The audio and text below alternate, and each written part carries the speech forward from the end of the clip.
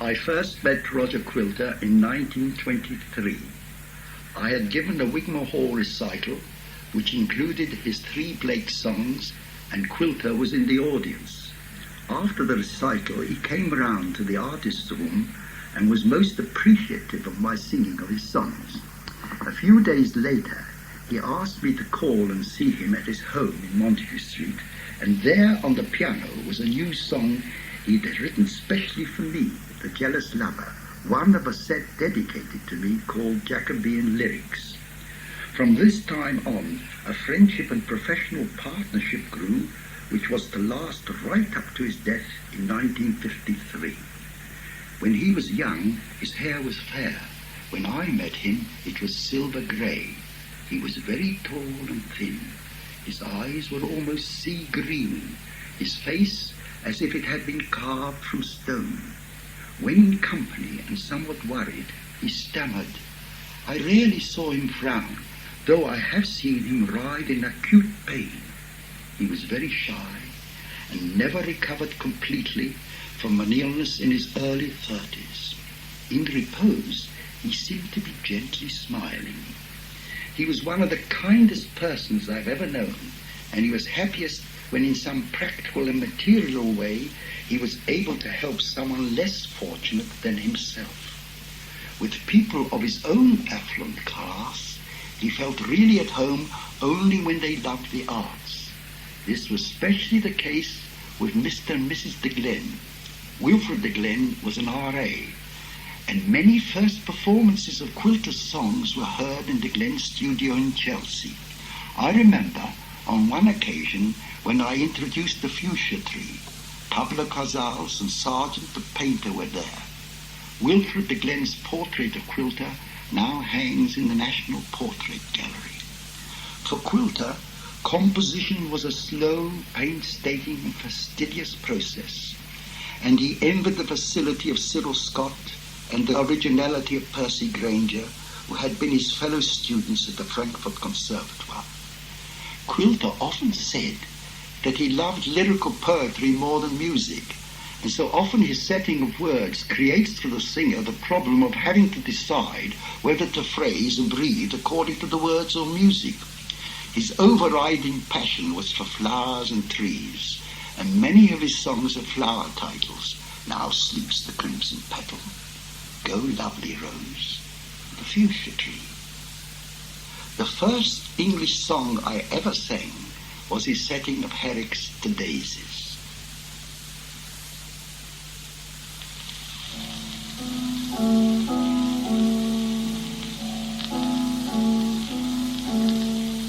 Shut not so soon, the dull-eyed night has not as yet begun to make a seizure on the light, or to seal up the sun.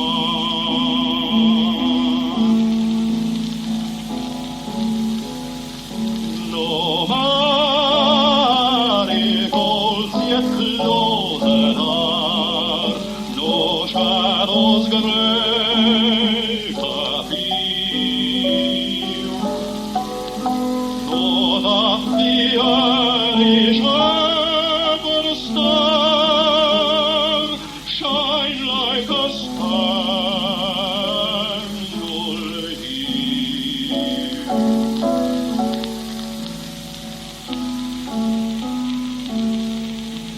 Stay but till my Julia close, alike the begetting eye,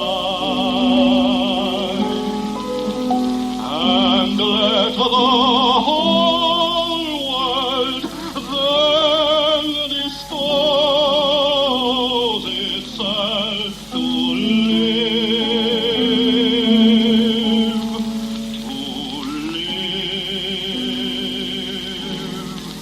or die.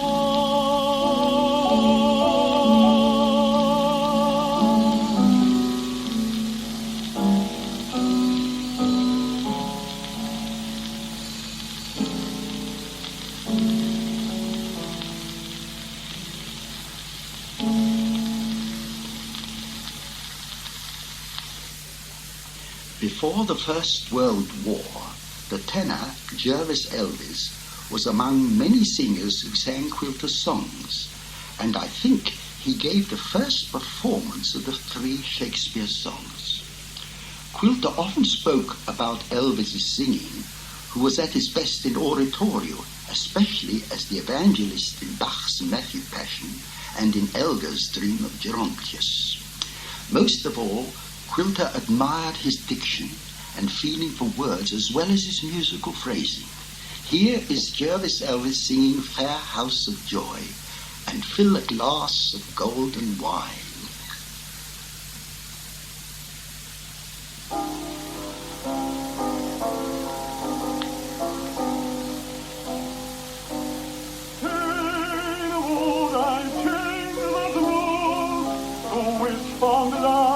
Charmed me, long, long to sing thy rules, and sing that harmed me. Yet when this thought does come,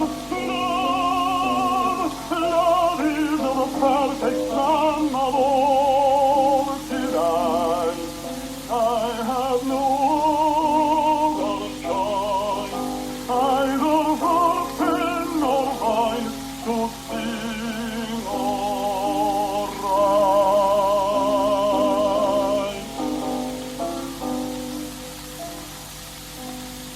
To love they wrong me not, that say thy sweet is bitter, when thy rich fruit is such as nothing can be sweeter. Tell us of joy and bliss will do as pleasure is. I do adore, I know thee what thou art. I serve thee with my heart and fall before thee, and fall before.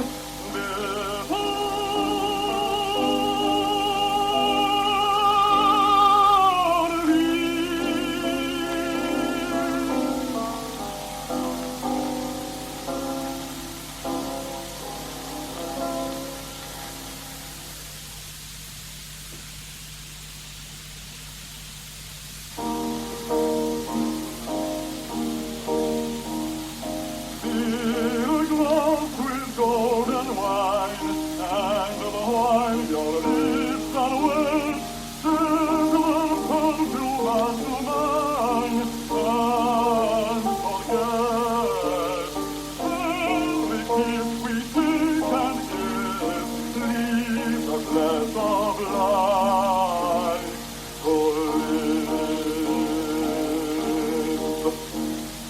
Yet again your whim and mine in a happy wine has met. All your sweet to me resign, only grant that we press with every breath, idle singing,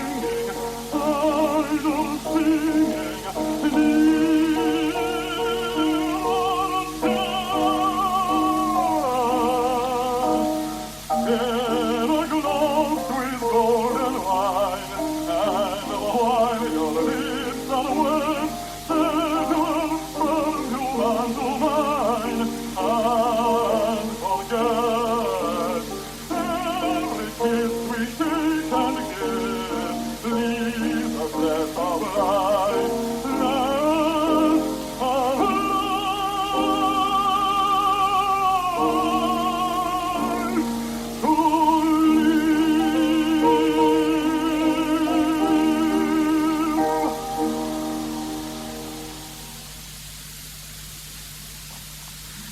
Gervase Elwes, who came from a wealthy Catholic family, was killed when he fell beneath a moving train while on a concert tour in North America in 1921. As a memorial to him, his teacher, Victor Beigel, Roger Quilter and other leading musicians started a Gervase Elwes Memorial Fund, later to become the Musicians Benevolent Fund. Here's another recording by Elwes, Love's Philosophy, dedicated to him. This is one of the more robust songs, and its rousing climax has always been popular with singers and audiences alike.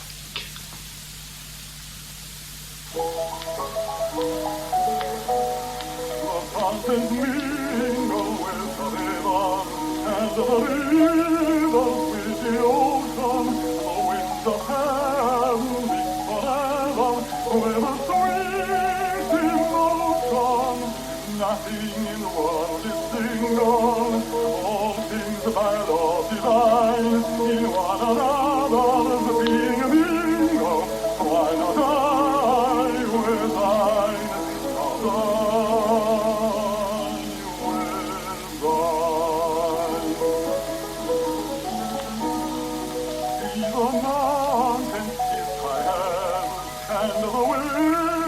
One another, notice the flower what people give. It is distinguished brother, and the sunlight clouds the earth, and the moonbeams kiss the sea. What are all these things worth?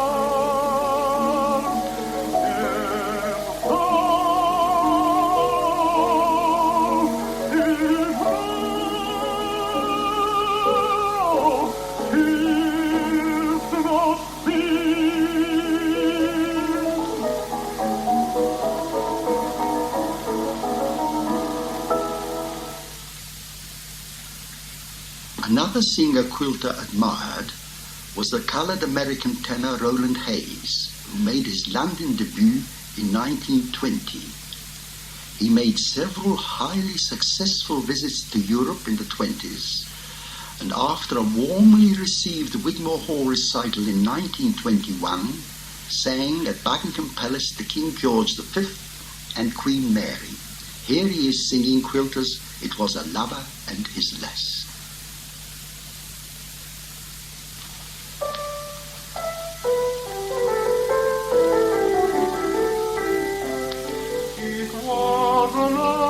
And his lass with a hay and a hoe and a hay nonino, that all the green cornfield did pass.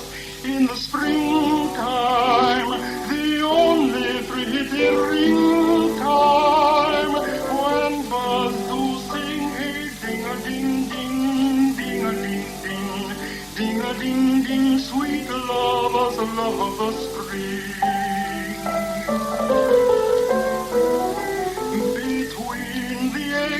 Of the rye with the hay and the hoe and the hay nonino, these pretty country folks would lie. In the springtime, the only pretty ring time, when birds do sing, hey, ding-a-ding-ding, ding-a-ding-ding, ding-a-ding-ding, sweet lovers love the spring.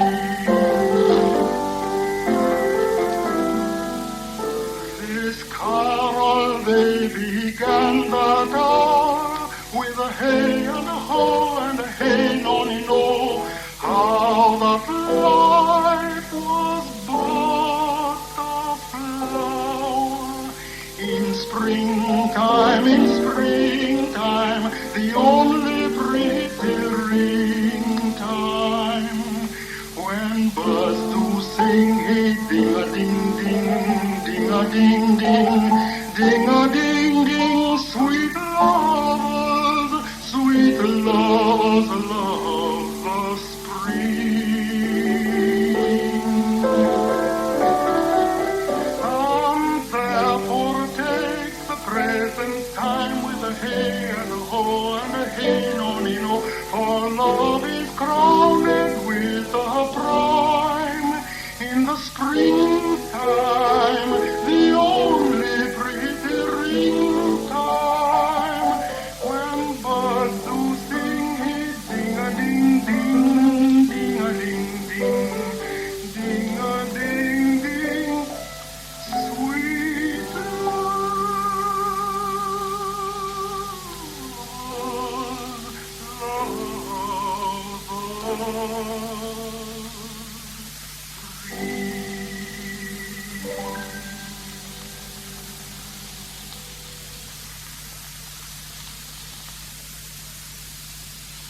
Ronald Hayes' singing aroused the interest of Dame Nellie Melba, who also sang Quilter's songs. In fact, The Cuckoo is dedicated to her.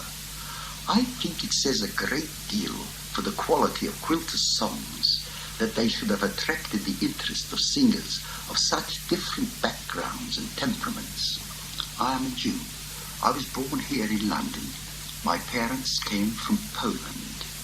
Quilter used to say that my leader approach to his songs appealed very much to him. In the 30s, Schatz published a number of his songs with German translations. I sang them in Germany and in Austria, where reviewers picked out Come Away Death, Komm herbei Tod, and Weep You No More Sad Fountains, Wein nicht mehr traurige Quelle, and placed them in the leader class.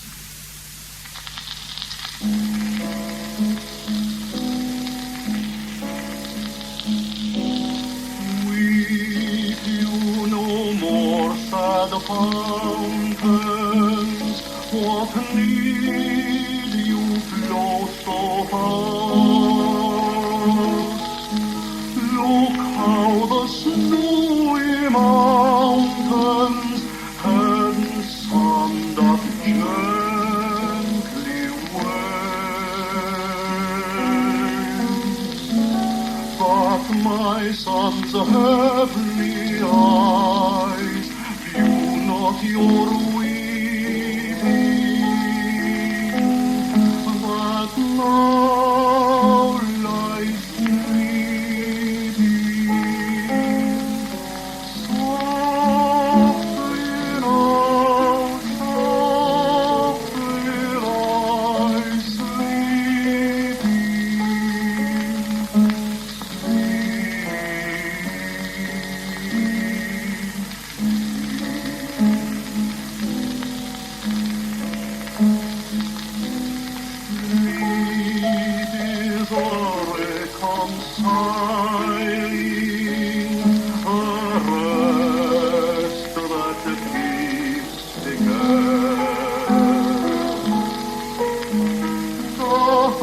the sunrise smiling when that evening is sad.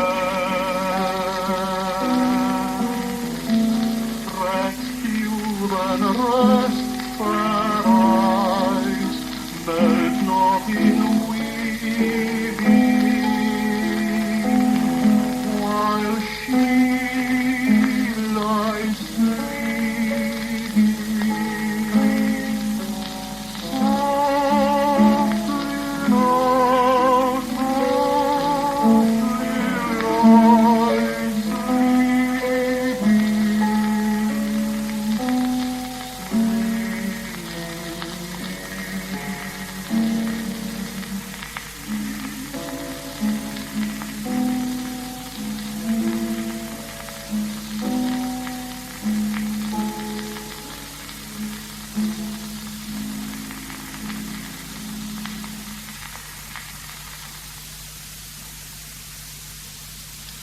I must say that I have always loved singing and teaching Quilter songs, and I often think of our relationship as friends and as artists, and the numerous concerts we gave together, and of the deep concern the mental illness of his last years gave to me, my wife, and his closest friends. As time passes, it becomes clearer to me that the songs and the man are one, kind, gracious, a lyrical being, desiring to please.